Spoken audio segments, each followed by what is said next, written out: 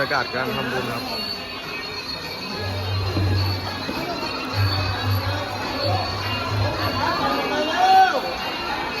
ไม่ทันแล้วเร็ว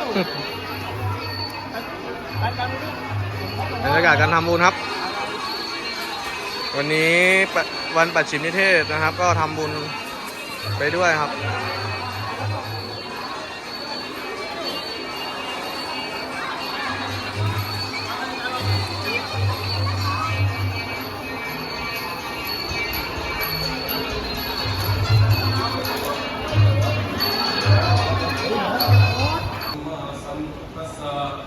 นะโมตัสสะภะคะวะโตอะระหะโตสัมมาสัมพุทธัสสะนะโมตัสสะภะคะวะโตอะระหะโตสัมมาสัมพุทธัสสะนะโมตัสสะภะคะวะโตอะระหะโตสัมมาสัมพุทธัสสะนะตังสุปะมาตังสุรุปิตัง